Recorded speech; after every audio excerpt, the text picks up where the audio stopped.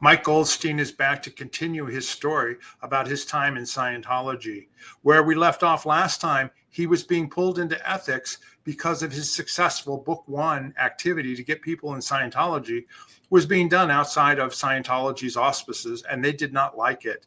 You're going to hear in this video about how he got declared a suppressive person by Scientology. And then what happened after that when they tried to pull him back in again. And then eventually when he hooked up with David Mayo and the independent Scientology field, actually competing against Scientology, delivering Scientology auditing. It's a really interesting story. David Mayo's involved with it as well. Stay tuned. We think you're going to enjoy it.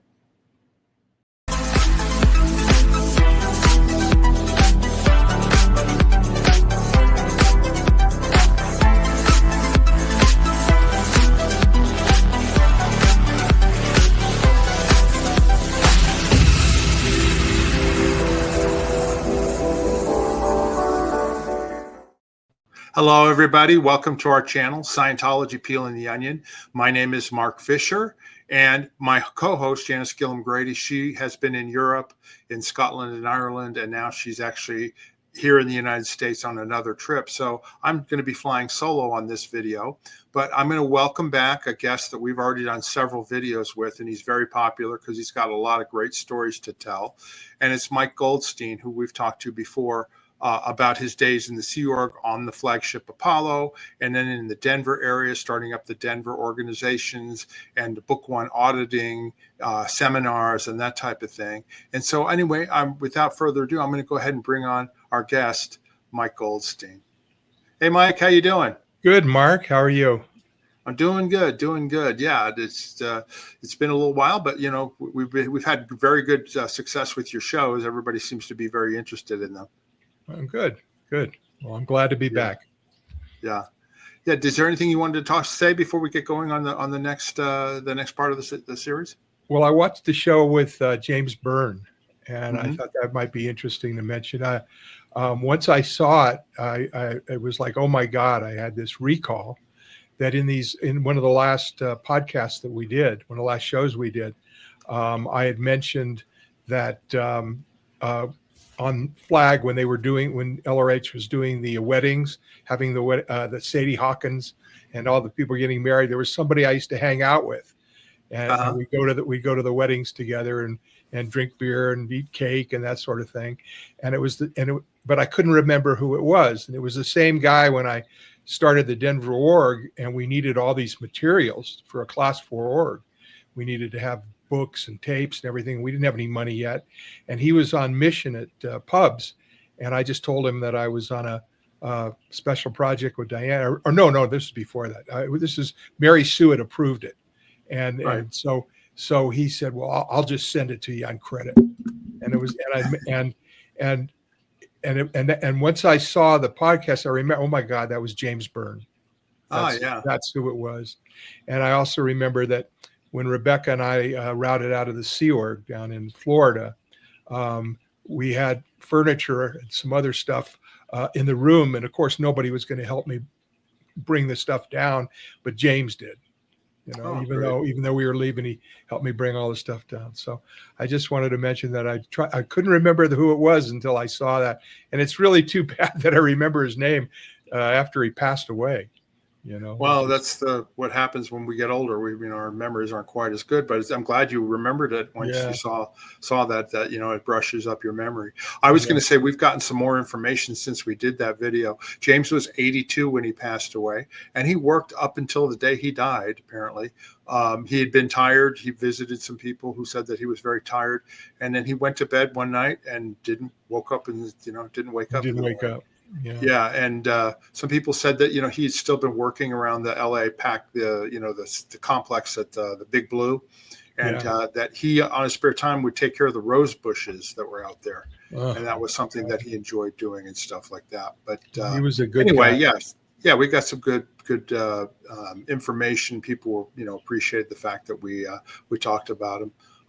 He was a good guy and a good friend. He really was, even though I couldn't remember his name. Anyway, so that was great that you did that. So pick us up where we left off last.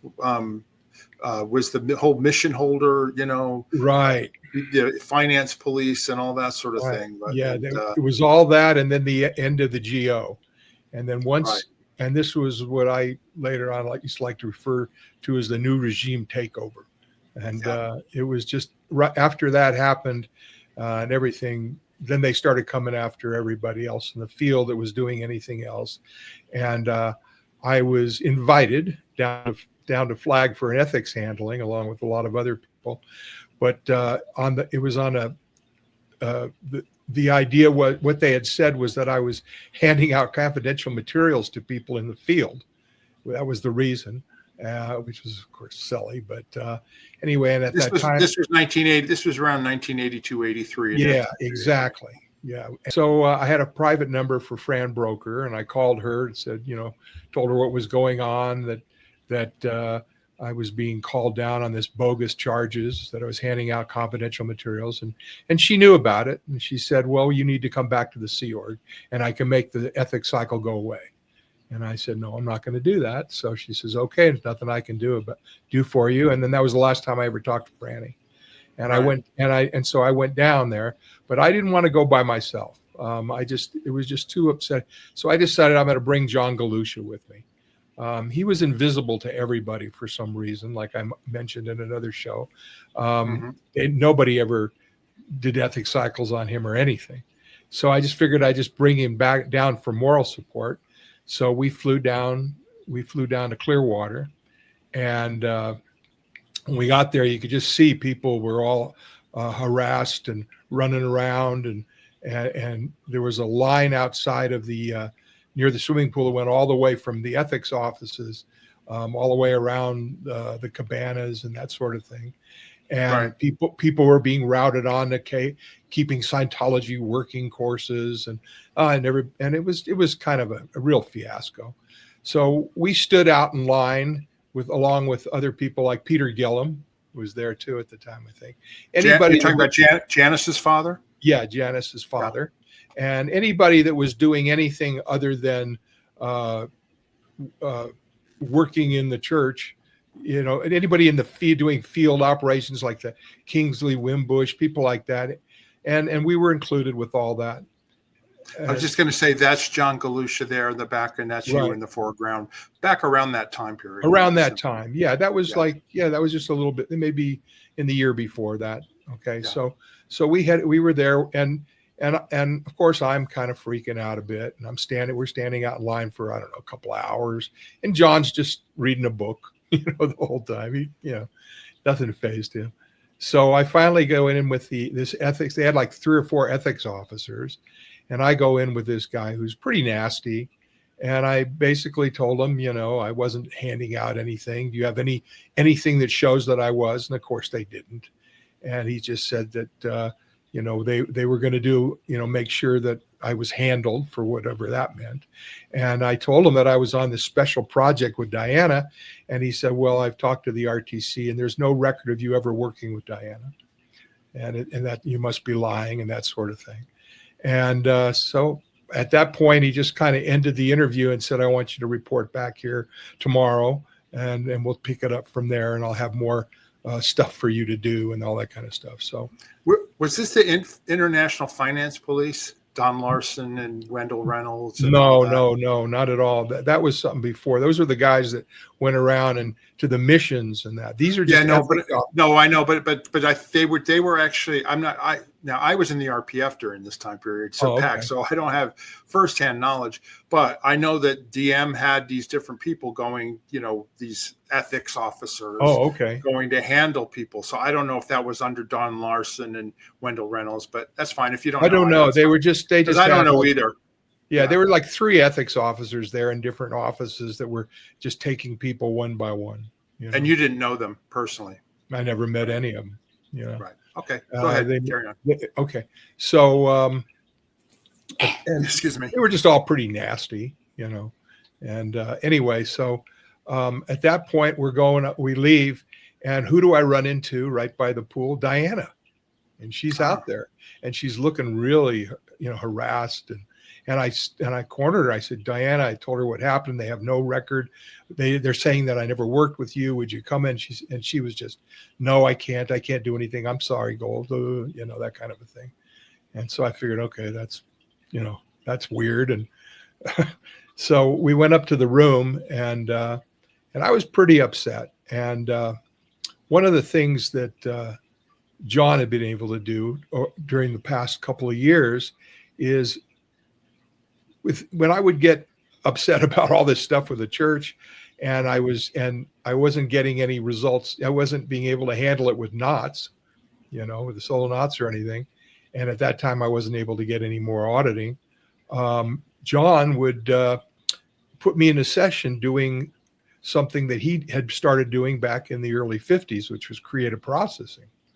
Mm-hmm. And this is stuff that he had done and worked with LRH on, but it was a form of creative processing that he continued to do when Hubbard stopped doing it in the early 50s.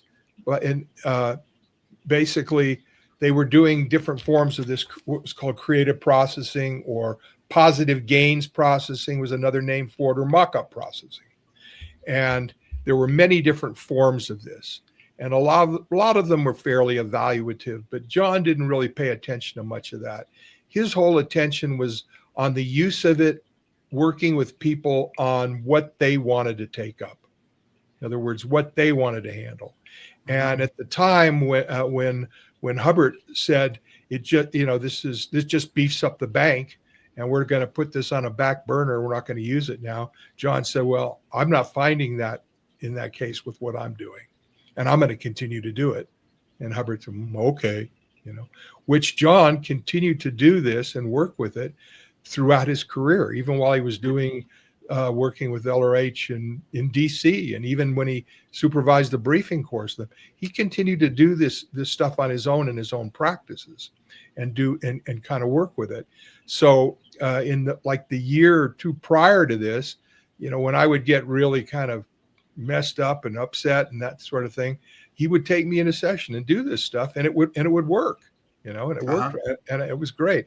So I said, how about a session? And he says, okay. So he did a session in our room there, and it turned out to be that session was the best session I ever had in Scientology. I mean, wow. Something happened in that session to where I just let go. I don't know how else to put it. And not only was I not upset, but I didn't have anything going on. So after, it was quite remarkable. And I'd never experienced anything like that in any of my OT level or anything. And so as I'm walking back I have to go down and go back and report to the ethics officer next day.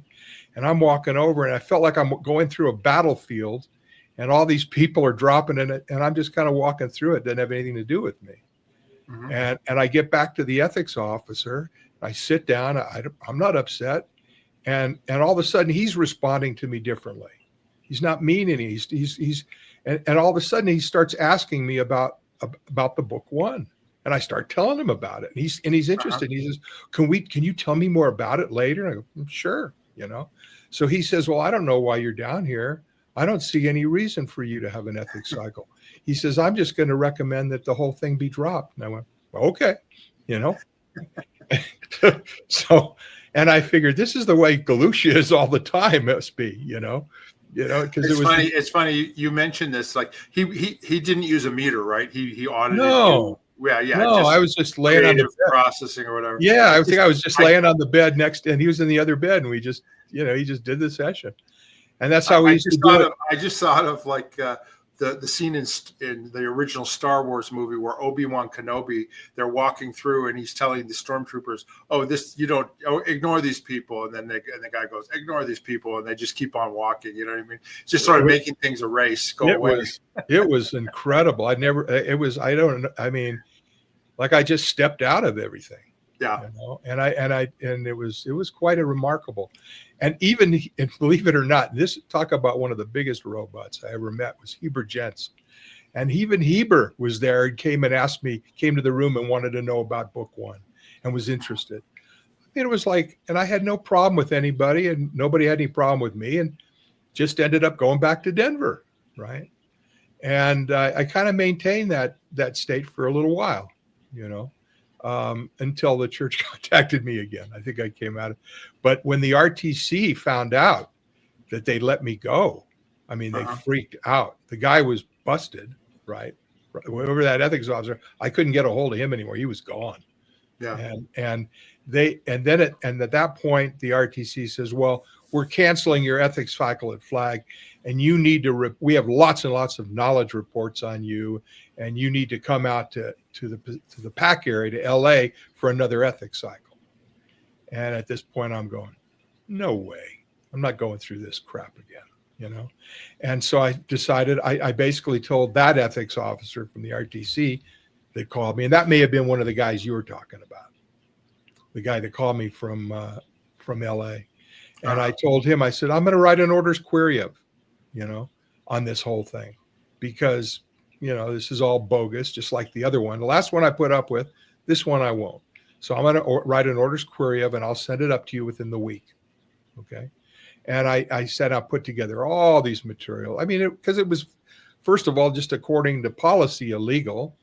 They talked about knowledge reports, of which I never received any copies of, right, which you're supposed to.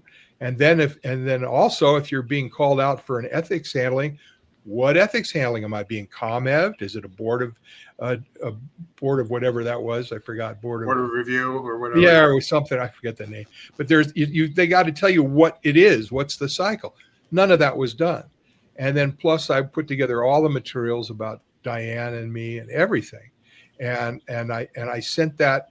I not only sent that out to them, but I sent copies to every terminal, sat on a Xerox machine and just copied. It was like 30 pages, and then just made copies and sent them up to every terminal you could think of on the lines. And yeah. Let me ask you a question, because this is 82, 83 time. It's 83 right? By now. Yeah, okay. But L. Ron Hubbard was still alive. I mean, nobody knew that he was in hiding. You didn't know he was in hiding, did. Right? Yeah, right. So my question to you was, I knew. You knew what? I knew he wasn't around. He was. Diana had. I knew he was, since Diana couldn't be. He was in touch with her back in 1980.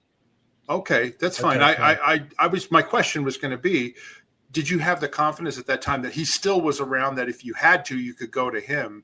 Because I could reach you'd him. known him on the ship, and you were not shy about writing up knowledge reports and querying orders when you were on the ship. And I know that a lot of people would get a confidence when Hubbard would side with them and take care of things. So I was wondering if that was kind of like what you thought might happen if they didn't get it sorted out, like that Hubbard still might be around.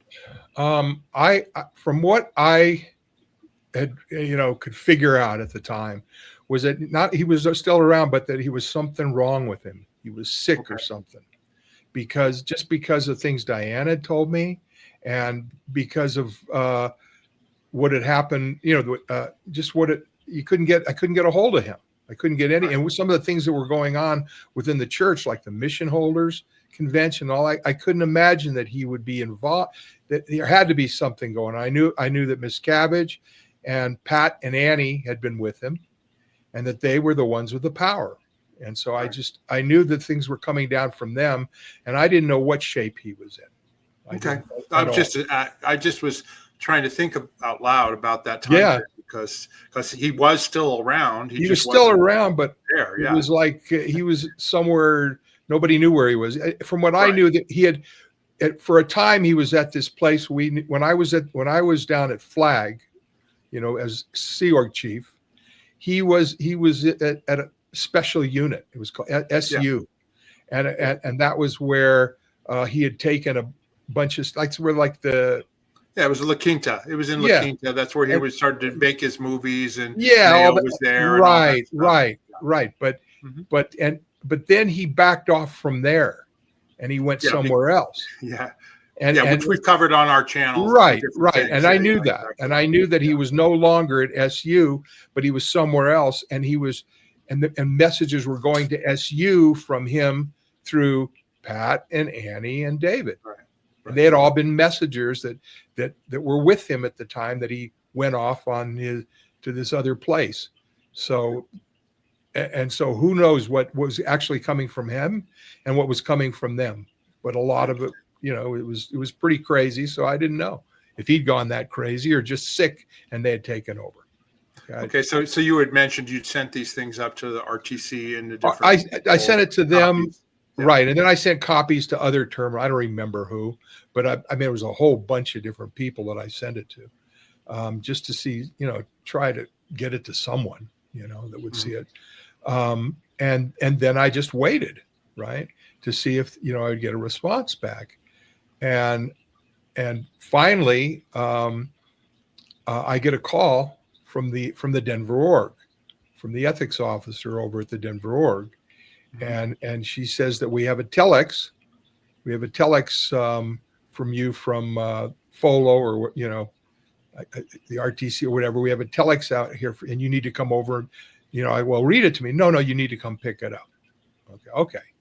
So I drive over to the org, and I'm told to go up to the office, which used to be my office. It's now the ethics officer's office. Right. And I go up there, and as I go in the office, somebody shuts the door behind me. There's 4 guys in there, and she hands me the telex. And I look at the telex, and the telex isn't to me, it's to them. And it's from the RTC, and it says, get Mike Goldstein on a plane right away, any way you can. That was it, And at this point, I mean, I'm pretty angry. Yeah. I'm pretty angry. And they're telling me now they're going to, they're ambushing you. They're ambushing you. And I got 4 guys that are supposedly going to take me to a plane. Right. So at that point, I go over and I sit on the desk and I look at everybody and I say, okay, now you have an order here to get me on a plane. Well, I'm not going anywhere. So but you should really try to do your order here and try to get me. Because I'm going to count to 10, and then I'm going to walk out of here. And please try to stop me. I mean, I was just livid. I really wanted somebody to try to stop me. Yeah. And I got up and I walked, and they just got out of the way, and which was good because I would have been in trouble. I would have hurt somebody. Yeah. So I left, and I just went home, and then a couple hours later, the ethics officer's assistant, or happened to be her husband. He drives over to my house, hands me a goldenrod, and runs away. And it's basically my declare. And as a suppressive person? Yeah.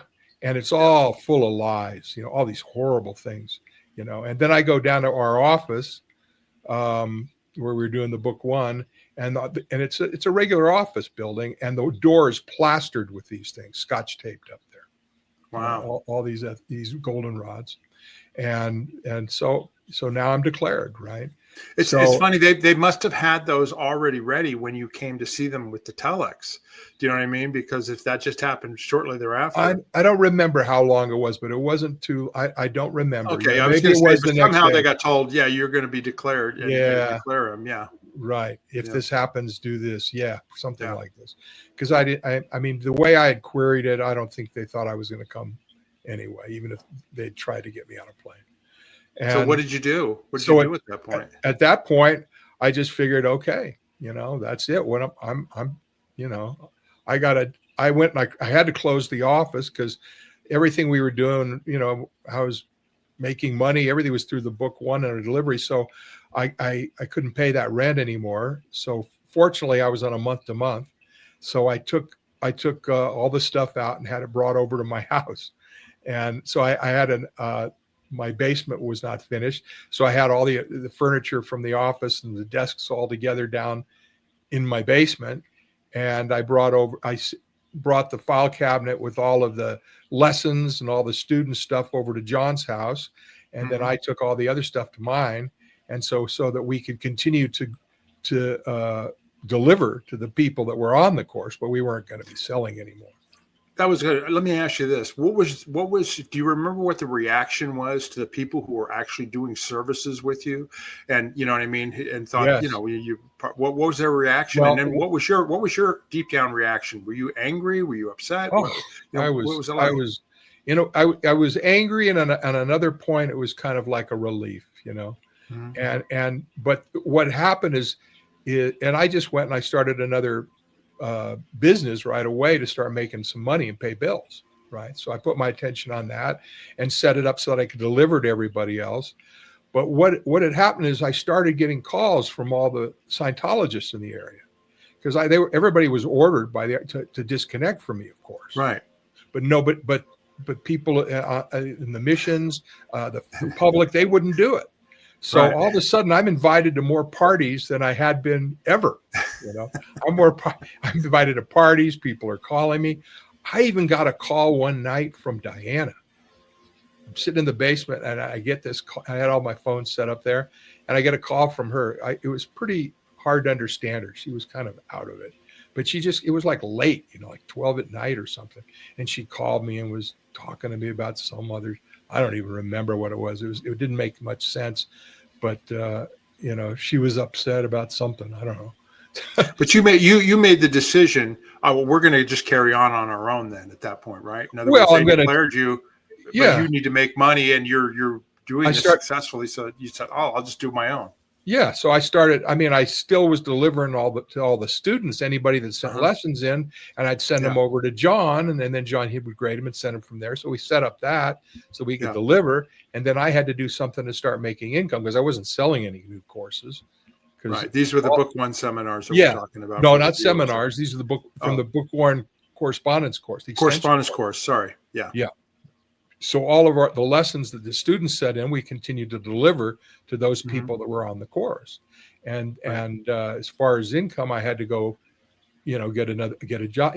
I started doing some sales door to door and that kind of thing to make income. And John continued working at his regular welding job, the thing that he was doing. Thank God he'd stayed with that. So that didn't hurt him. And then we just delivered to the other people. So this went on for a little while. And then the RTC, I get a call from the RTC, and there's a mission in Denver, and they want to come out and see me. And I figured, okay, so they're going to, undeclare me or something like that. Yes. And I says, is this about a lot of those, because I had sent up those, all that information, all that stuff. And I figured maybe I says, is this in response to what I sent up? And they went, yes. So the missionary, so I said, oh, good. So come over. Right. So these two guys arrive at my house in uniform, and I take them down. They go take them down to the basement, and I said, so why are you here? Are you here because of that? And they go, well, not really. We need the names of all the people that are in communication with you. I go, what? Yeah, we need the names of all these people that are communicating to you because you're suppressive. And I go, well, why would I do that? Why would I give you those names? What are you going to do? Declare me a second time? You guys are crazy. Well, you have to do. You're going to. And then at that point, I start kind of getting angry again, and so I said, okay, well, I got one question for you two guys. What's that? I go, how are you going to get out of my basement alive? What do you mean? It says, two guys come into my house in these weird uniforms. You're down in my basement. And if whatever I do to you, I'm going to be okay. My neighbor's a cop. I'm not worried. You guys should be worried because I don't think you got to figure out how you're going to get out of here alive. And so the one guy starts crying. I go over and stand in front of the stairs. The other guy's shaking. So finally I said, okay, I let them out, and they were so harassed. They were so upset that they run out and they leave their mission orders on my desk. So I have the mission orders of every place they're going to go and all the people I need to talk to. So then I just called all these people and told them these guys are coming over. So everybody knew, because I was the first person they saw when they came to Denver, but then they were going to all these other places. And I just told everybody, because everybody was pretty much treated me the same as they did before I was declared, and better.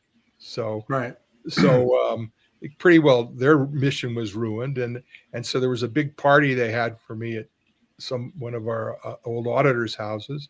And so they ended up showing up at the party, and they basically came up and said, maybe everything we're here for is wrong, and maybe we're going to go back and tell them that, this kind of thing. So I ended up driving them to the airport. And that was it. Do you remember who they were at all? No, I never saw them. Okay. These are just some guys from the fall, Yeah. Yeah. No. and so that was the last I heard of that for a while.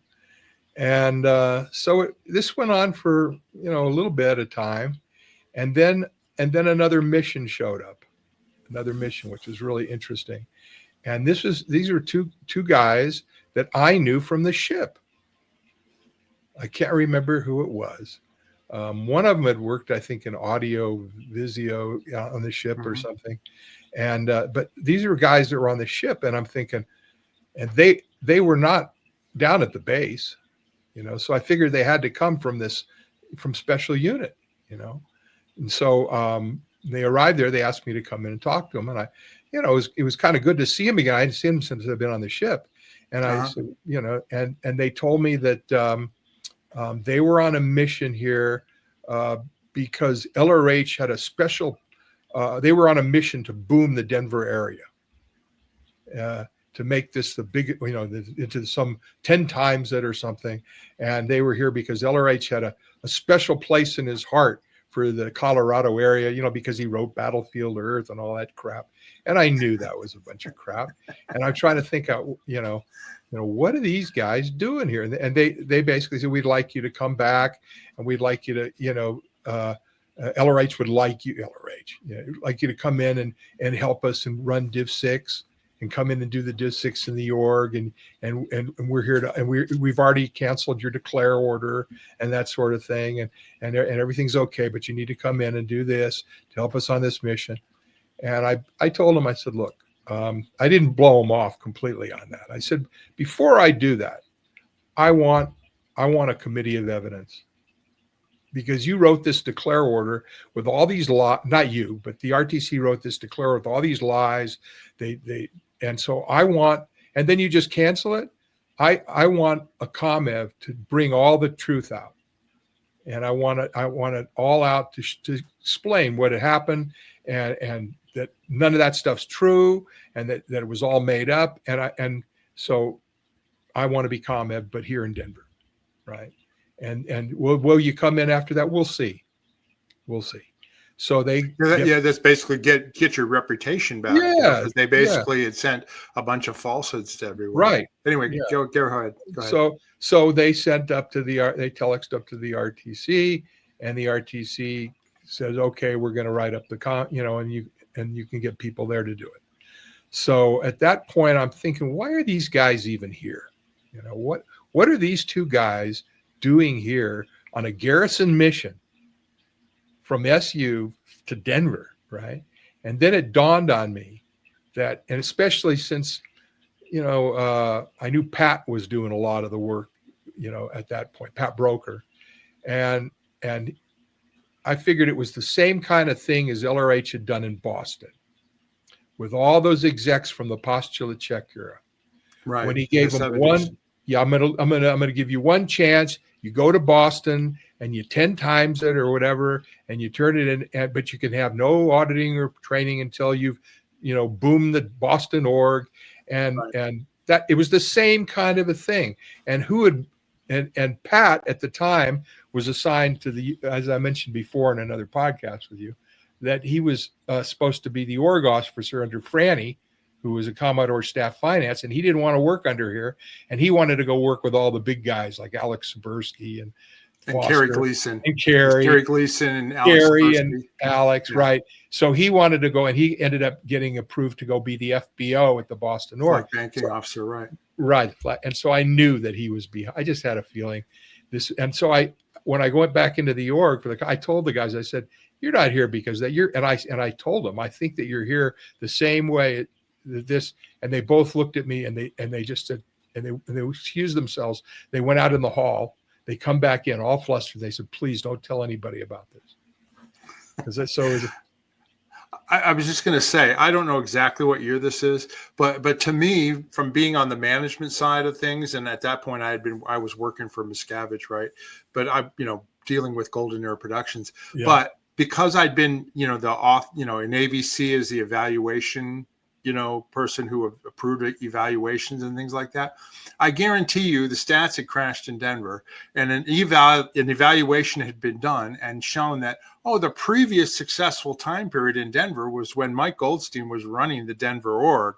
And so therefore that got approved. It's like, well, we're going to get rid of his declare and let's get his successful actions back in. And we'll send in a garrison mission because we want to, boom the org back up and all that. And so they basically were trying to make nice with you to get you to cooperate and come back in with them. Because that's how those evaluations were. That's how they went. You know what I mean? Yeah. Yeah. And these guys were that's out what it here, sounds like. Yeah. Yeah. I think you're probably right. Except that the way that these poor schtucks were, the reason they were there is because they were given this thing. Well, you're going to get thrown out unless you go do this.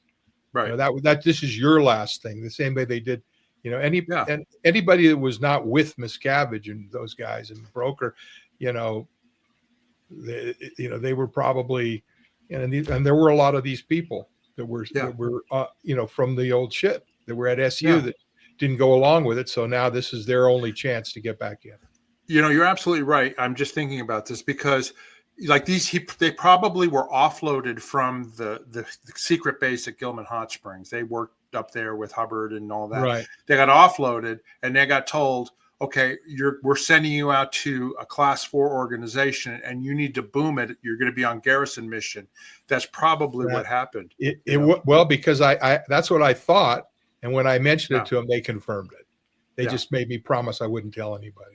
No, that makes sense. Yeah. Anyway, go ahead. And so at that point, then we wait and we get the ComEv from the RTC, and then they select people that didn't know me in the org, people that were brought on later, people that were out there, people that were not friends of mine to do the ComEv, which was fine with me. Yeah. So when we first started doing the ComEv, they were very suspicious but once I started talking to them and going through the information and bringing in witnesses, they all changed their tune.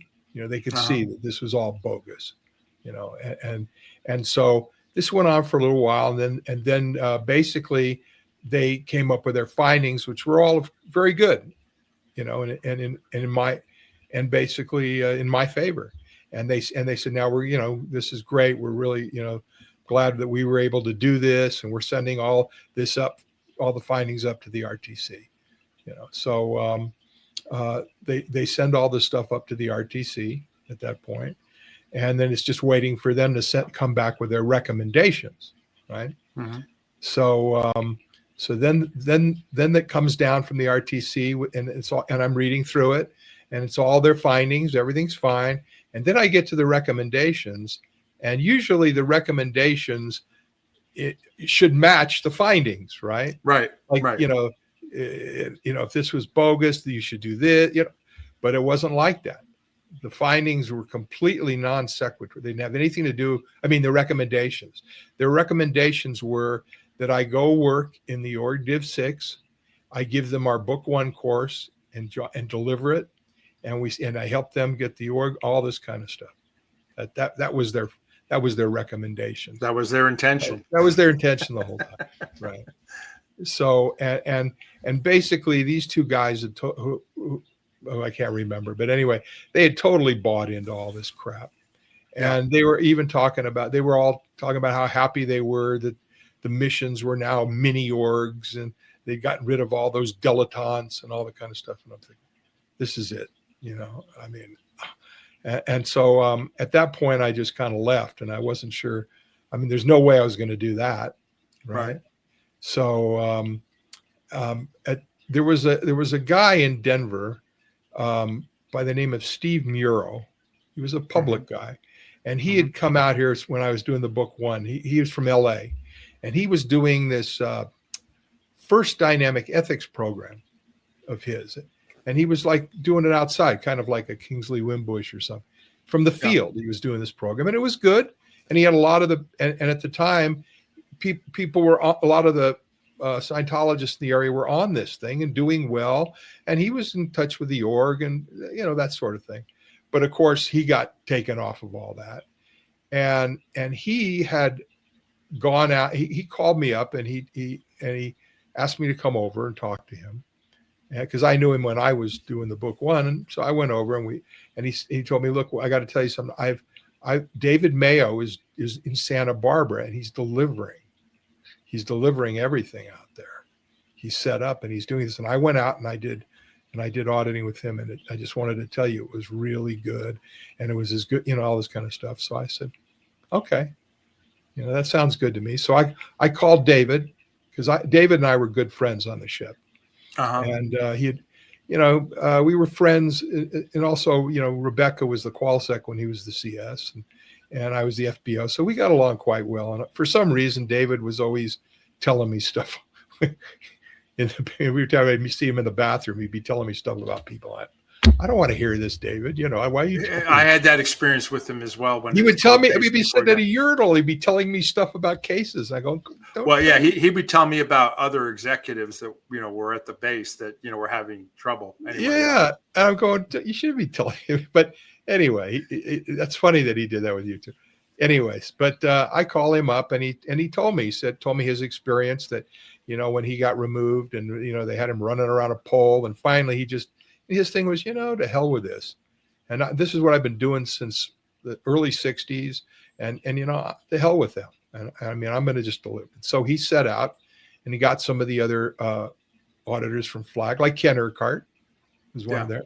And they started delivering in Santa Barbara.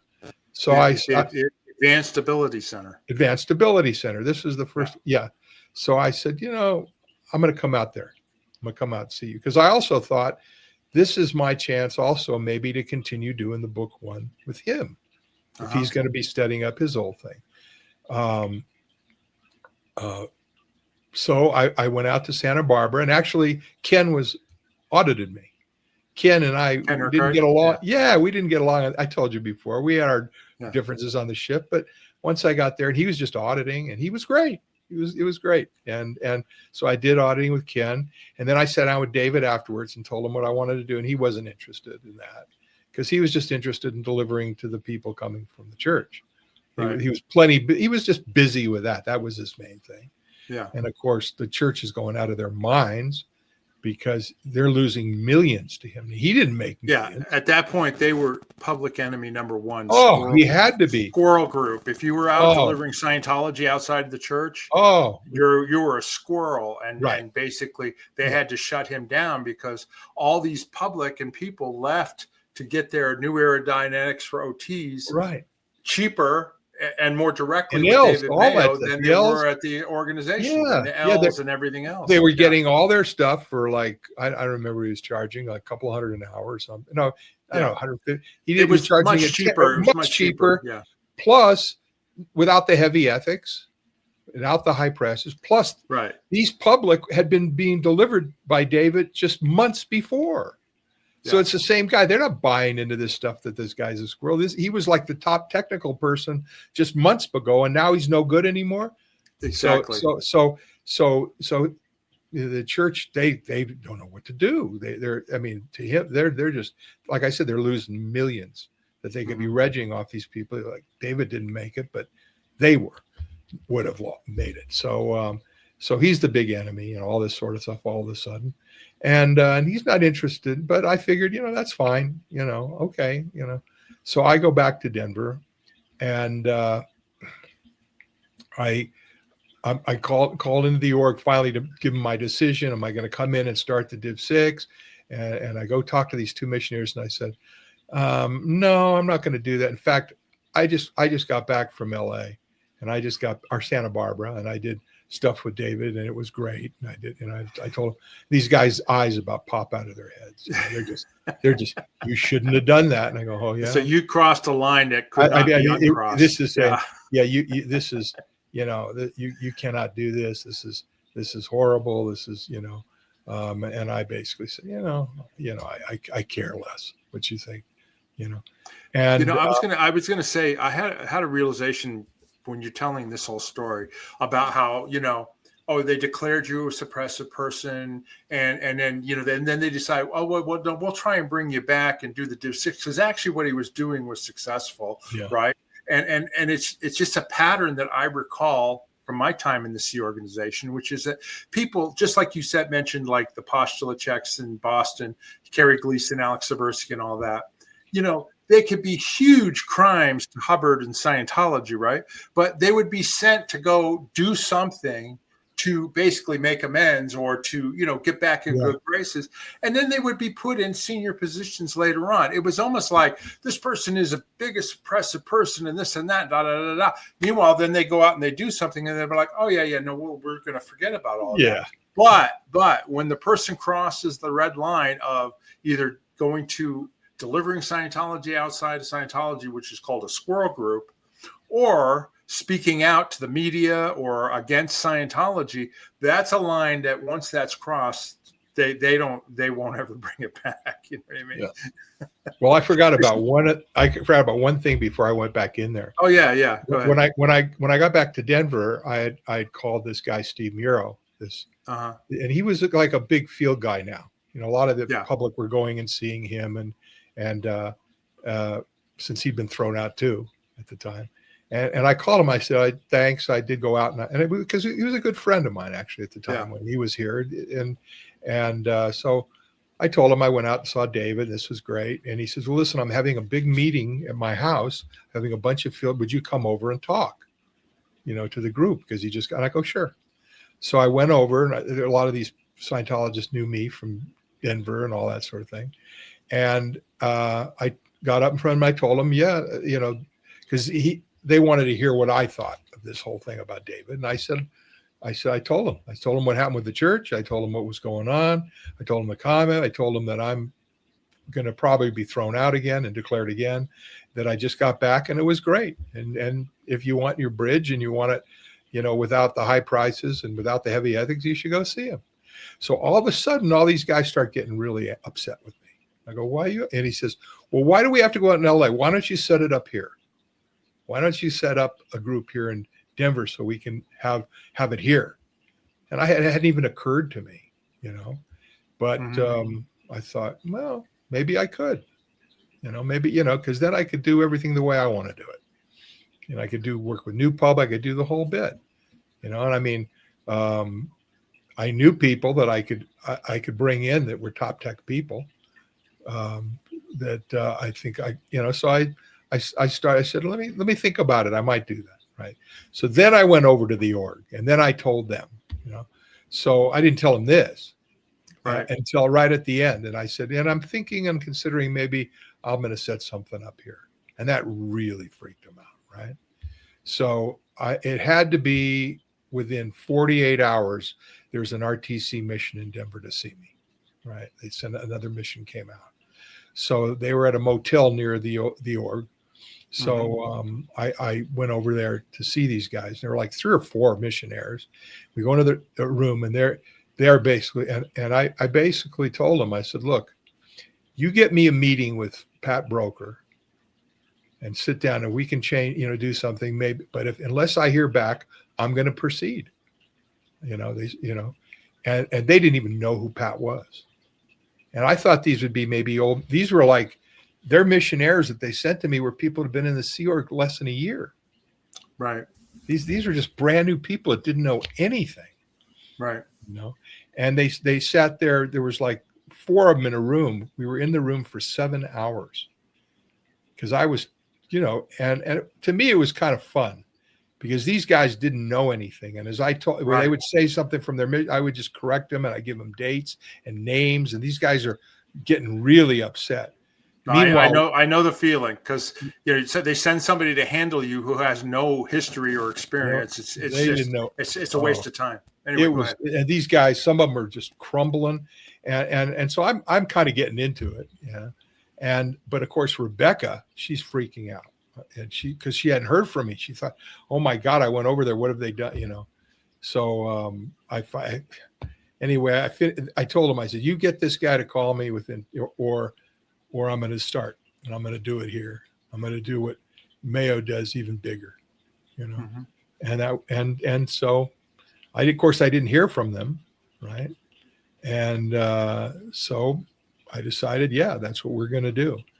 And I was going to say, that's a big point for people during that time period who left Scientology, organized Scientology at the time, or were declared or kicked out, mission holders and all that, because they're like going, well, they were true believers in Scientology and Hubbard. So they thought, I've just lost my eternity. I'll never get up the bridge.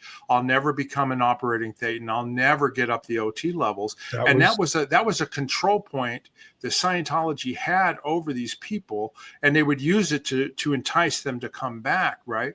But when with Mayo out there, David Mayo, and then you eventually with your, delivering the same services outside of Scientology, all of a sudden there was a pathway for these people at a much cheaper price. And so they were still believers in Scientology. They thought, well, here's another avenue that I can take, because Scientology's point of view was that you have no other avenue. Do you know what I mean? Right. So therefore you have to stay with us, There were other in this at the time, soon to become known as the independent field. That was that was the name at that time. Wasn't called a free zone yet. It's the independent field. But did you know? Do you remember Robin Scott? Because he also had an advanced ability center in London, in England. He had one in England. We've done interviews with him and stuff. Yeah, well, he's the one who went and stole the Knots materials and all that. He caused so much problems for Mayo. I'm sorry. I didn't That's know. Okay. I didn't know the guy. All I know about is what he did. And what he caused people a lot of problems. What he did was, like, from what I remember, is they dressed up in uniforms, him and some other guys. They went into the AO and they were on mission, and they got to give them all their materials. And then they went and they sent these materials out to all these independent groups, and they bragged about it. Right. Like, look what we did. And what happened was those idiots, because then they got arrested by Interpol. Right. RTC was behind getting arrested. They just crossed and he ended up going to jail over it. Yeah. He should have, idiot. Yeah. I'm sorry if you had him on here, but the guy was an idiot. And what he did is he caused, because one of the problems, he sent the things to Mayo. This is what caused Mayo all of his legal problems. Because the thing is you cannot copyright an idea. And those ideas, these are things that we were trained in. You couldn't stop us. They couldn't stop me from doing book one. You just couldn't use their trademark names. So the advanced, like David Mayo, wasn't OT one; it was advanced level one. You couldn't use you couldn't use Scientology. There were kind of dummies. Did he just rewrite? Did he just rewrite the materials? Yeah. Well, yeah. From what he knows, he'd been doing it. So this is his stuff. He rewrites it. He doesn't use their materials. He doesn't use their trademarks or their copyright stuff. He just and there's nothing they can do about it. They had even though they always said they did, they had no legal recourse. What Robin Scott did is he gave them a legal recourse, because now if they proved that those materials were sent to Mayo and he used them, now they got him on racketeering. And that was how they took him to court on racketeering for years, until he finally beat him. And that was the hammer that Religious Technology Center had during that time period, where they said, we're going to use the trademarks and the copyrights to shut down these squirrel groups, these people delivering Scientology, because we own the trademarks and we're the ones who are licensed to allow them to be used. So therefore, we're going to take them to court. We're going to take, you know what I mean? Yeah, and that was what they believed. But then they ended up losing over time. Because the guys weren't using their trademarks. Right. Right. And all David had to do is prove, look, I was trained in this. This is what I knew. You can't, and that's not a trademark. And but because of Robin Scott and him sending them those materials that they proved arrived, they were saying it was racketeering, and that's how they were taking him to court. He gave them the legal opening, and it wasn't until David ended up down in Costa Rica and all the money spent battling the church for years, until they finally realized, they finally ruled in his favor that even though this guy did send him those, he didn't need the materials. He didn't ask for them. He didn't need them, and that was, so that's all I know about that. And just on the other end too, Religious Technology Center under Vicky Asneran and Jesse Prince and all that, they sent in they sent in spies and infiltrators to David Mayo's group, Oh, Bob yeah. Midoff and Sammy. I think Sammy, what's her name? I don't remember her last name. Nancy Maney at the time. They were sent in Chris to Maney's basically wife. infiltrate the group, and all that information was being sent back to RTC, and then they would do all sorts of things with private investigators and all that because they wanted to destroy the group. So I mean, that's a whole nother, They tried to do that with us in Denver too. I was going to say they probably did. Yeah, but I'm not justifying. I'm just saying you guys were under heavy attack. You know what I mean? That was going on. But the only real legal thing they had against any of it was the thing that because of Robin Scott and showing that it was racketeering, where he sent them that, and that was the only thing. So that's his bright idea produced. So anyway, you decided to start up a group in we Denver? decided, because one of the guys, when I got declared, one of the things was all these other Sea Org members that had been declared, people I knew, started calling me up to congratulate me. And one of them was here in Denver, an old class 12, Russ Meadows. Oh yeah. So I knew, I had the technical people, the top technical people, and I knew I could put together. And there were other field Scientologists that went independent, were part of this, but the church wasn't too worried about many of them, because most of them were, some mission holder, some guy at a mission that had gone and done training and started up his practice, or people, because people started doing a lot of different things. But so there were a lot of things that were going on that weren't really a competition to them. The ones they were worried about were ones that they knew would be delivering as good or better service than they were. Yeah, particularly the ones that the Ned for OTs and the L's and things like that. You had where they were where Scientology was making their big bucks at Flag. They didn't want that competition, and they didn't want people that people knew had been delivering at a Flag that were thrown out, like David and like Russ and like Rebecca. People that So aside from David, we set up the only other group that had that kind of quality technical people. But this is a little bit later. And so we're still at this point where I basically just told them I'm going to do it, unless you get back to me. And of course I got redeclared, obviously. And then is when that's when the big attack came. What they try to figure out what they could do to stop me. Right. And what was John Galusha? Was he involved in all of this too, or he just was basically doing his thing on the side? And you had John just delivered nobody ever attacked John ever. I'm just telling it was a weird thing with him. It was like nobody bothered him no matter what. And at this time he just was doing his job and doing the lessons from his house. And meanwhile they're coming after me. Nobody went after John anytime, ever. Even back in the old days, it was like, when John would do things, LRH would tell people, just leave him alone. It's like when he was handling all the stuff at DC for LRH and delivering all that, doing his tech stuff and doing the congresses, like the picture you showed and stuff. John wanted to have his own practice and do what he wanted. So he had a practice in Camden, New Jersey, and you weren't supposed to do that stuff. You weren't supposed to be on staff and have your own practice. People said something. LRH said, just leave him alone, John Galusha, to do what he wants. And so he had a practice there going. So at this point, we're planning on doing this. And so for, in the next, what we'll talk about in the next one is the actual formation of the independent field and what we did in Denver and what was going on in other places, and including what our old friend Bill Robertson started doing, which was Sector 9, which is something that Janice is very interested in. Yeah. So when we started doing the stuff in Denver, right after David started in Santa Barbara, then Bill, having not found the treasures, ended up getting with a reg by the name of Maria Maloney from the old AOS HDK. And then he started his own Ronzorg type thing. And so this is in the beginning of all that. So we'll talk about that next time.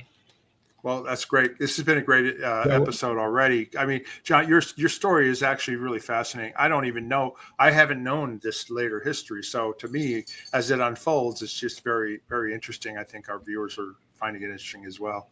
Well, cool. And this is a good place to stop, because that's what we'll start by the next time, the whole independent field.